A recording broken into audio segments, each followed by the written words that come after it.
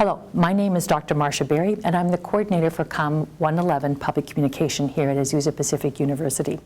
And it is my pleasure to introduce Dr. Ray McCormick, who will address the origins and implications of public speaking. Dr. McCormick has long studied public speaking and taught public speaking and rhetoric. He began his education at El Camino Junior College here in California, where he earned an AA degree. He went on to Cal State Long Beach, where he earned not only a BA in 1974, but also an MA in 1976, where he studied rhetorical theory and interpersonal communication. Then in 1979, Dr. McCormick earned a Master of Divinity degree at the Reformed Theological Seminary in Jackson, Mississippi. And then in 1991, he earned a PhD from the University of Southern California with a focus on rhetorical theory. However, Dr. McCormick's education is not the only reason that I ask him to speak to you. He is well regarded for his ability to not only take complex ideas and make them understandable, but also applicable. For these reasons, I present Dr. Ray McCormick speaking about rhetoric and public speaking. Well, thank you, Dr. Berry. From the dawn of mankind and civilization, the study of communication has held a central spot in our educational systems. While you were studying public speaking, the older term for the art of speaking was rhetoric. In fact, the term rhetoric was first coined by the philosopher Plato, and it's an infinitive Greek word, and it means to speak. So, why is the study of communication and why is the study of public speaking such a big deal? Well, two key reasons emerge. First, we were created as beings that respond to words and symbols. One need only to look at the beginning chapters of Genesis to see that communication is woven into our very being. In the sinless state of Eden, God spoke to Adam and Eve.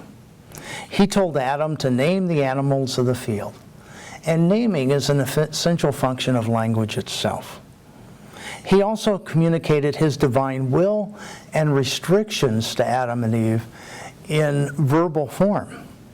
I'm sure you remember the phrase, "From this tree you shalt not eat." So speaking is at the core of our being for a variety of activities, whether we be praising God, organizing work to be done, or interacting with friends and family. Communication is as natural to us as breathing.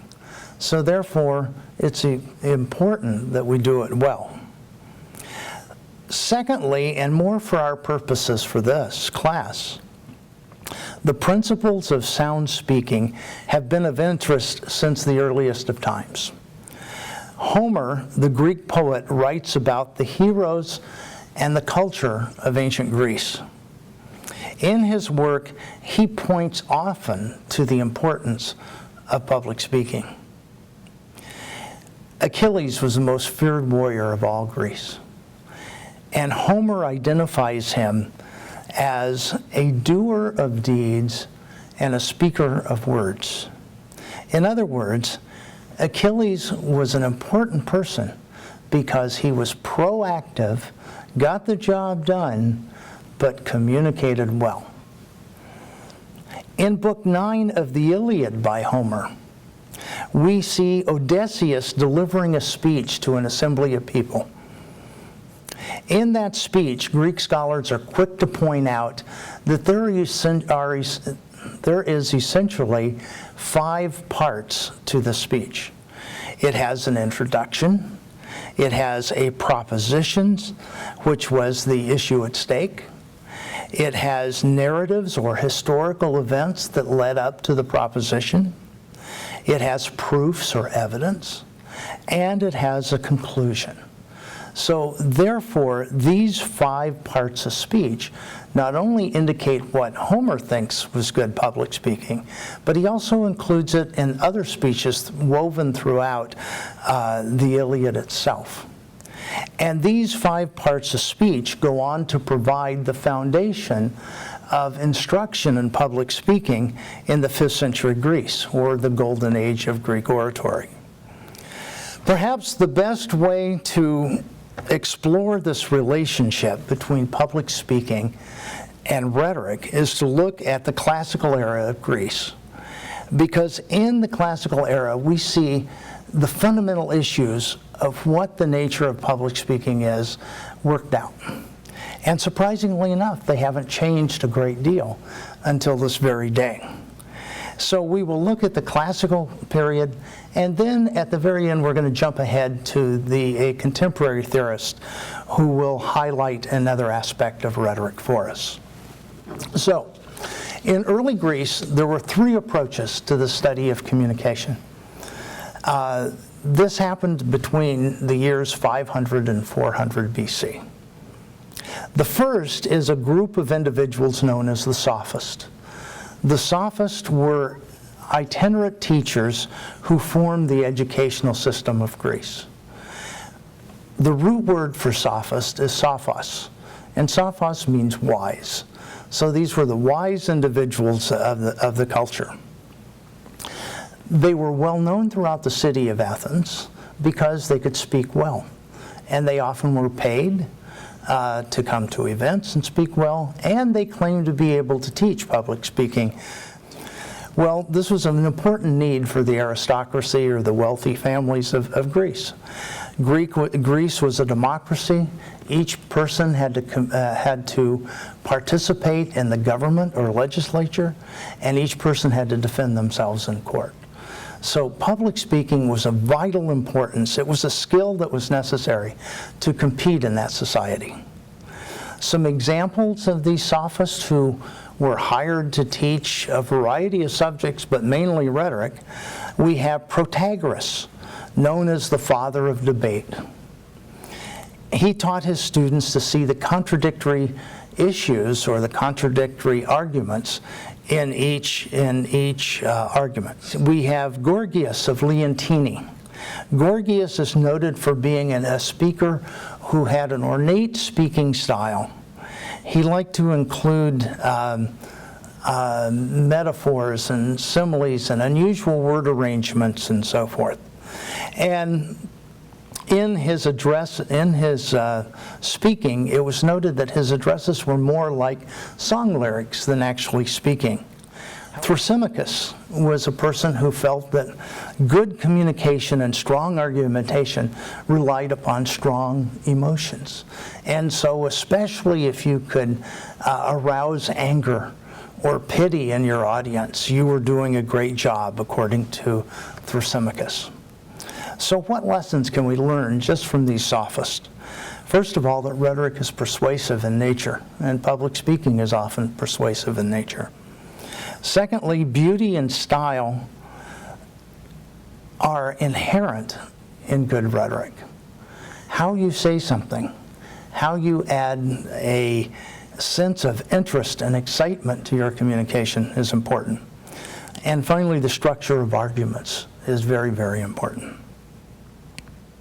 The second approach to the rhetoric during the classical period was that of the philosopher Plato. Plato felt that the sophists had erred grievously because they only taught persuasion. They didn't teach truth. And so consequently, he felt that they often deceived people just to be able to win an argument. In fact, he says of the sophists, they often make the best case appear the worse, and the worst case appear the better. And so he proposed a different approach. He proposes a dialectic method to discover truth. It's known as, I'm sure you've heard, the Socratic method, a series of question and answers that lead closer and closer and closer to the ultimate form or the absolute truth of the matter. If the Socratic method leads to truth, then the purpose of rhetoric is a little different. Because the person has already discovered truth, the purpose of rhetoric is to merely reveal or tell that truth to the audience. Thus, the person who is speaking in this system of thought must do a couple of things. First of all, they must know the subject matter well. They will have a well-organized speech, and Plato identifies three parts: the introduction, body, and conclusion that is taught by your public communication people today. And we must adapt the speech to the audience, be able to, specifically be able to adjust it to the audience's ability. So, the lessons to be learned from Plato are this: sound research in knowing a topic is essential, and adapting to an audience is essential. The third approach comes from one of Plato's students, and he was also a prominent philosopher by the name of Aristotle. Aristotle disagrees with Plato. He doesn't feel that rhetoric, he doesn't feel the necessity to discover this ultimate form of truth. He recognizes that rhetoric functions in everyday affairs. It deals with the unknown. After all, you don't know what government policy is really going to work out well and which one is not. And so in everyday affairs, we have these situations where we need to discuss and present the best possible arguments we can. And so that's how he sees rhetoric, as being able to research an area and generate the best possible choice. So rhetoric is actively involved in persuading others to the best possible choice of the matter. Aristotle's definition of rhetoric is that rhetoric is the discovery in any given case, the available means of persuasion. So what must a person have to be a sound speaker? How can you discover in every given case the available means of persuasion? Well, Aristotle proposes what he calls the three proofs. And the three proofs have been probably the most enduring legacy that Aristotle gives us. He identifies three sources of persuasiveness. The first is ethos, or the source credibility of the speaker. If a speaker, as he speaks, has intelligence, goodwill, and shows good character, then chances are they're going to be a believable speaker. The second is pathos, or the emotional aspect of the speech. Knowing what emotions motivate your audience, whether it be patriotism, honor, safety, and so on. Knowing those, it's important to tap into those and equate the theme that you're talking about as addressing those issues. And finally, he says logos is important. Sound logic of arguments that result from a well-structured, well-thought-out argument. These proofs emerge as the audience listens to the speaker, and according to Aristotle, are essential ingredients to good communication. Aristotle's text on rhetoric has much more to say about this, and it has actually has much more material in it and has become the foundational text for public speaking in our Western educational system since it was written. So, the sophists, Plato and Aristotle, give us a foundation for good ideas of communication. To summarize them all, a speaker must be creative in style, sound in argumentation, seek the good of the community, maintain an ethical foundation, and be a believable person of intelligence and goodwill.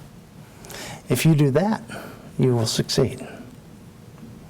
This is our tradition that has spanned 2,000 years. However, now it's necessary for us to jump ahead. Let's look at a contemporary who has thoughts about rhetoric as well.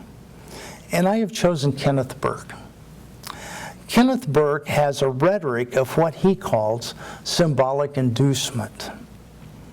Burke approaches rhetoric as the use of symbols to create meaning and to reduce division between people. He feels that because we are not all in harmony and agreement, Division has occurred.